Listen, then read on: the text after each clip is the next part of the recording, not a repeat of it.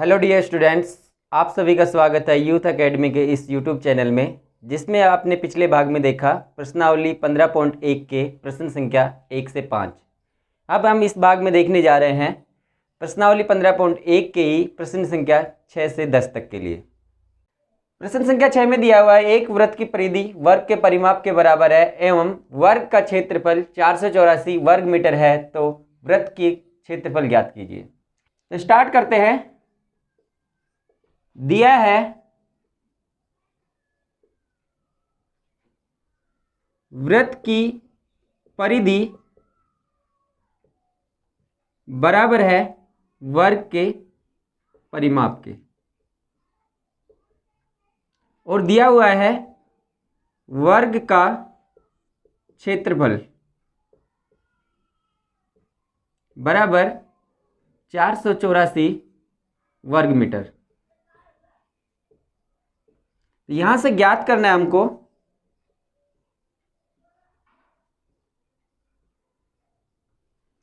वृत्त का क्षेत्रफल। तो यहां पे हम मान लेते हैं कि एक वृत्त है जिसके लिए त्रिज्या r है और हमारे पास एक वर्ग भी है जिसके लिए भुजा की लंबाई a है। तो यहां से वर्ग का क्षेत्रफल क्या होगा, यहां निकालते हैं वर्ग का क्षेत्रफल। तो यहां निकालते हैं वर्ग का क्षेत्रफल।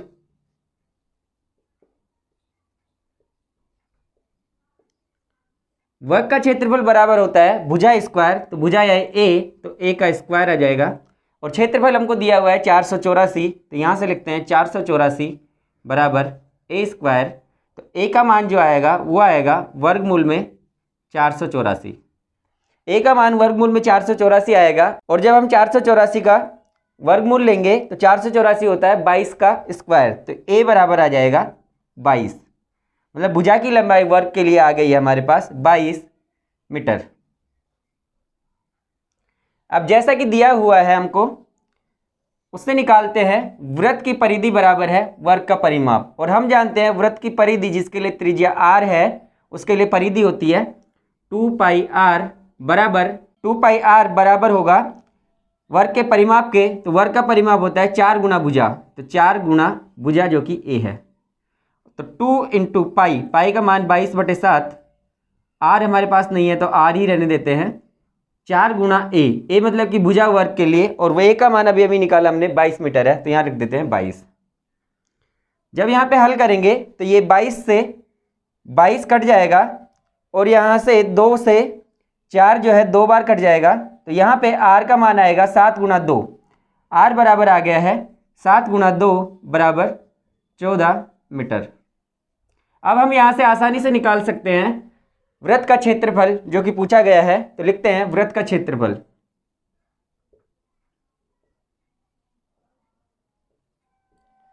वृत्त का क्षेत्रफल बराबर होता है पाई r स्क्वायर। तो यहाँ पे लिखते हैं हम पाई का मान जो कि 22/7 होता है, r स्क्वायर, r मतलब कि जो हमारे पास 14 मीटर आया है, तो 14 गुना 14 कर देंगे, तो 7 एकम 7 और 7 दूनी 14, हमारे पास ये आ गया है कितना 22 गुना 2 गुना 14, तो यहाँ लिखते हैं 22 गुना 2 गुना 14, तो 22 दूना 44 होता है, तो 44 गुना 14, 14 को जब हम गुणा करेंगे 44 से तो ये आएगा 14 चौके 56, 56 का 6 हासिल 5, और 14 चौके 56, 56 और 5 जोड़ेंगे तो हमारे पास आएगा 61, तो ये आ गया हमारे पास 616 वर्ग मीटर।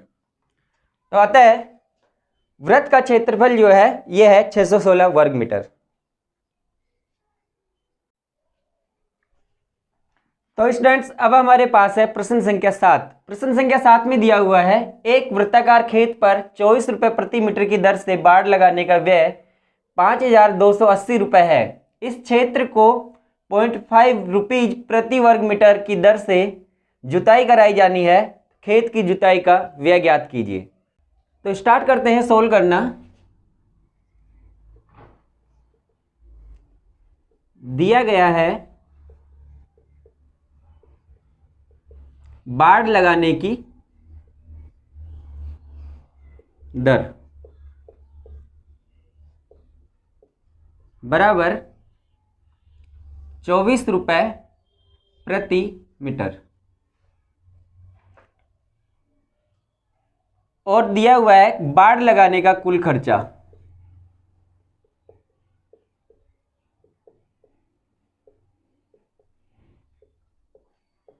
बराबर है 5,280 रुपये।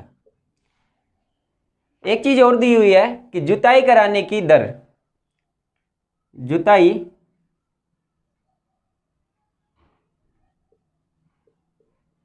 कराने की दर बराबर है 0.5 रुपये प्रति वर्ग मीटर।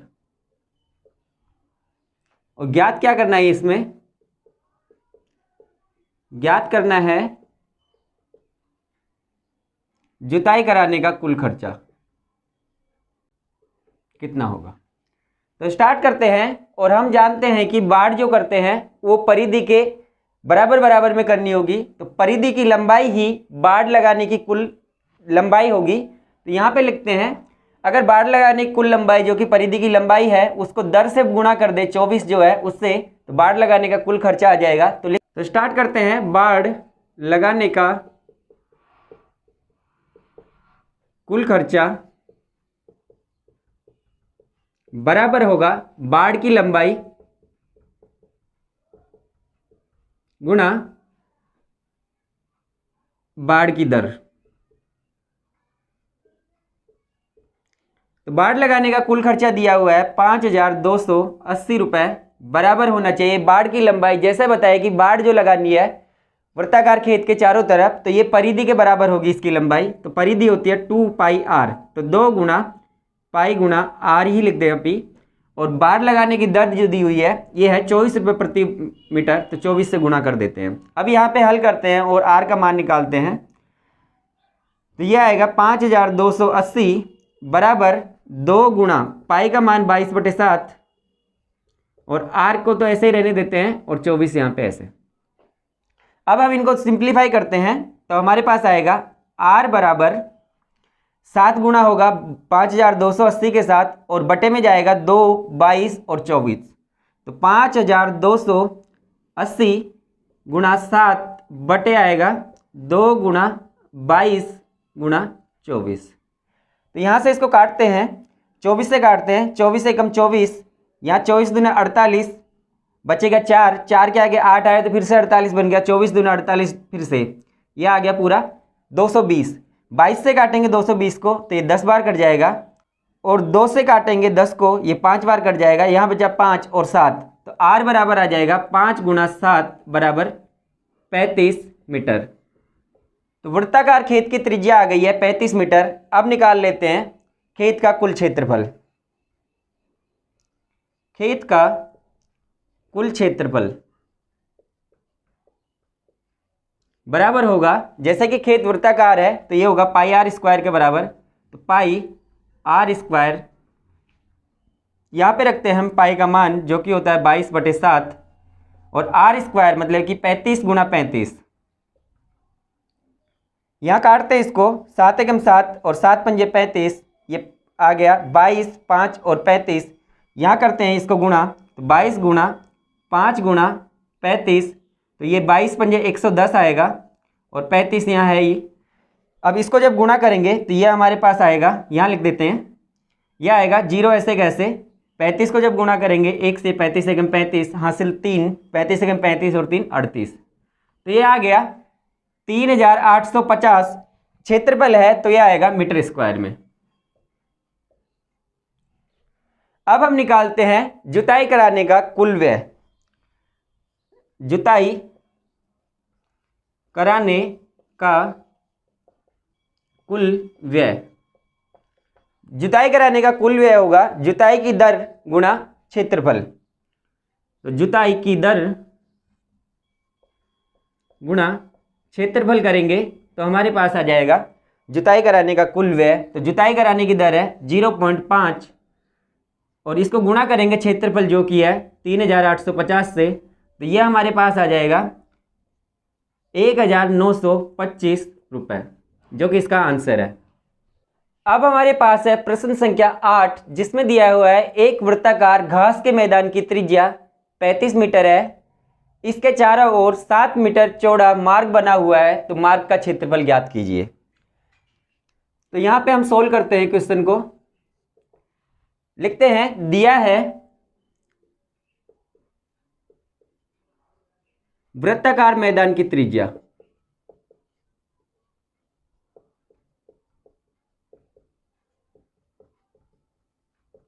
बराबर 35 मीटर है और मार्ग की चौड़ाई दी हुई है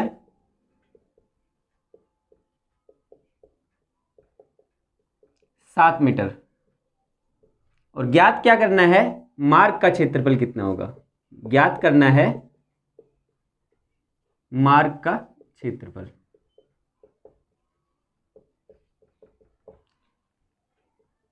यहां पे इसको समझते हैं और बनाते हैं एक वृत्ताकार मैदान। मान लेते हैं ये कोई वृत्ताकार मैदान है जिसके लिए त्रिज्या जो दी हुई है ये 35 मीटर है और इस वृत्ताकार मैदान के चारों ओर 7 मीटर चौड़ा एक मार्ग बना हुआ है, जिसको आप ये बना रहे हैं, ये 7 मीटर चौड़ा मार्ग है। तो ज्ञात करना है इस मार्ग का क्षेत्रफल क्या होगा, ये है 7 मीटर चौड़ा। ये 35, यहां से यहां तक 35 मीटर है, तो हम आगे जो 7 मीटर और है तो ये कह सकते हैं ये जो होगा 35 + 7 बराबर 42 मीटर हो जाएगा, 42 मीटर। तो अब हम यहां से कह सकते हैं ये दो संकेंद्रीय वृत्त है, जिसमें से बड़े वाले वृत्त के लिए त्रिज्या 42 मीटर है और छोटे वाले वृत्त के लिए त्रिज्या 35 मीटर है। तो यहां से हमको इन दोनों संकेंद्रीय वृत्तों के बीच का क्षेत्रफल ज्ञात करना है, जो अभी मैंने छायांकित किया है, ये क्षेत्रफल ज्ञात करना है। तो स्टार्ट करते हैं। हम यहाँ क्या करेंगे, बड़े वाले वृत्त के क्षेत्रफल में से छोटे वाले वृत्त के क्षेत्रफल को घटा देंगे, तो हमारे पास आ जाएगा मार्ग का क्षेत्रफल। तो मार्ग का क्षेत्रफल बराबर होगा बड़े वृत्त का क्षेत्रफल, जो कि वृत्त का क्षेत्रफल πr² होता है, तो πr² माइनस छोटे वाले वृत्त का क्षेत्रफल, जिसके लिए हमने त्रिज्या मानी है r1, πr1²। यहां से हम ले लेते हैं पाई कॉमन लेंगे तो यह आएगा r2² माइनस r1²। अब यहां लिखते हैं हम पाई और ये r2² माइनस r1², ये a² माइनस b² जैसा है, तो इसको लिखेंगे a + b और a - b। अब यहाँ पे पाई का मान रखते हैं जो कि 22/7 होता है। R2 हमने 42 माना है, तो 42 प्लस R1 का मान है 35, तो 35 कर देते हैं, और R2 माइनस R1, ये 42 माइनस 35 करेंगे,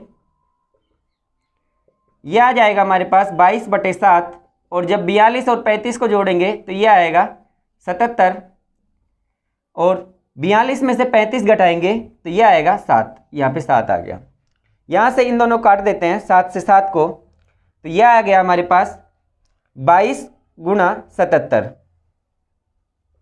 जब हम 77 को 22 से गुणा करेंगे तो यह हमारे पास आएगा 77 × 2 करने पे 154 आएगा, 154 का 4 हासिल 15, और 77 को जब गुणा करेंगे वापस 2 से तो 154 आएगा, 154 में 15 जोड़ेंगे तो यह आएगा 169।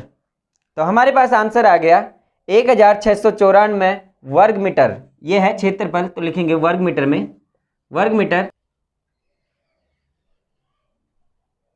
अब देखते हैं नेक्स्ट प्रश्न, जो कि है प्रश्न संख्या 9, जिसमें दिया हुआ है दो संकेंद्रीय वृत्तों द्वारा परिबद्ध क्षेत्र का क्षेत्रफल क्या होगा।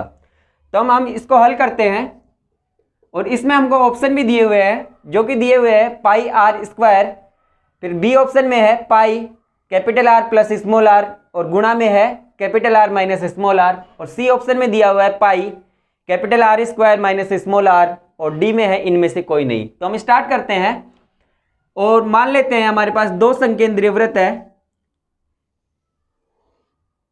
जिनमें से बाहर वाले के लिए त्रिज्या R है और अंदर वाले के लिए त्रिज्या r है। जैसा कि हमने अब तक देखा था, जब हम संकेंद्रीय वृत्तों द्वारा परिबद्ध क्षेत्रफल निकालते हैं तो हमारे पास क्षेत्रफल बराबर आता है बड़े वाले वृत्त में से, बाहर वाले वृत्त में से अंदर वाले वृत्त का क्षेत्रफल माइनस कर देते हैं। तो बाहर वाले वृत्त की त्रिज्या r है, कैपिटल R, तो ये हो जाएगा बाहर वाले वृत्त के लिए क्षेत्रफल पाई कैपिटल R स्क्वायर, और इसमें से माइनस करते हैं अंदर वाले वृत्त का क्षेत्रफल जिसकी त्रिज्या है स्मॉल r, तो ये हो जाएगा पाई स्मॉल r स्क्वायर। तो यहाँ से जब पाई कॉमन लेंगे तो ये हमारे पास बचेगा r square minus r square. अब यहाँ पे ये दिख रहा है a square minus B square जैसा, तो हम इसको लिख सकते हैं a प्लस बी और a माइनस बी, मतलब एक बार पाई गुणा capital R plus small r करेंगे और एक बार capital R minus small r करेंगे, और ऐसा दिया हुआ है हमको ऑप्शन बी में, तो इसका आंसर हो जाएगा option B is the answer. तो स्टूडेंट्स अब हमारे पास है प्रश्नावली 15.1 का लास्ट क्वेश्चन, जो कि प्रश्न संख्या 10 है। प्रश्न संख्या 10 में दिया हुआ है दो संकेंद्रीय वृत्तों की त्रिज्याएं क्रमशः 4 सेंटीमीटर व 3 सेंटीमीटर है, तो इन वृत्तों से परिबद्ध क्षेत्र का क्षेत्रफल निम्न में से क्या होगा।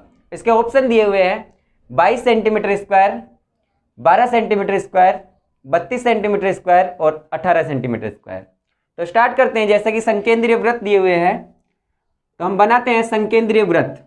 सबसे पहले हम बनाते हैं संकेंद्रीय वृत्त।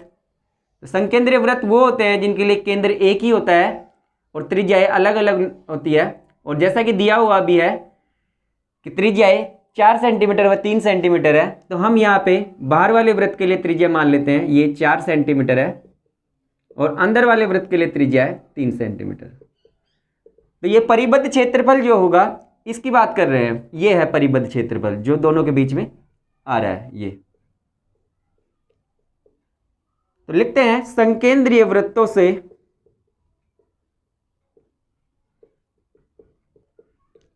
परिबद्ध क्षेत्रफल।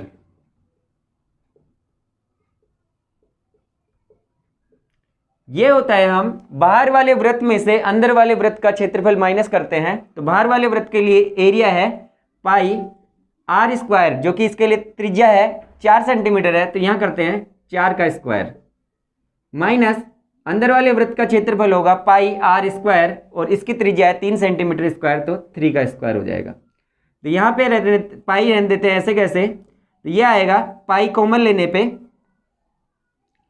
4 स्क्वायर माइनस 3 स्क्वायर, और पाई का मान रखते हैं जो कि 22/7 होता है, और यहाँ पे 4 का स्क्वायर करेंगे तो ये 16 आएगा और 3 का स्क्वायर करने पे 9 आएगा।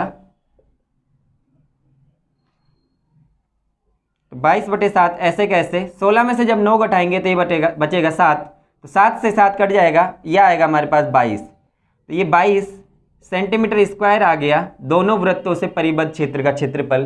तो इसका ऑप्शन हो जाएगा, तो इसका आंसर हो जाएगा option number A. Option A is the right answer for this question. अगर आपको ये वीडियोज अच्छे लग रहे हैं तो अपने दोस्तों के साथ ज़्यादा से ज़्यादा शेयर करें और वीडियो को लाइक करें और चैनल को सब्सक्राइब करना ना भूलें। Thank you.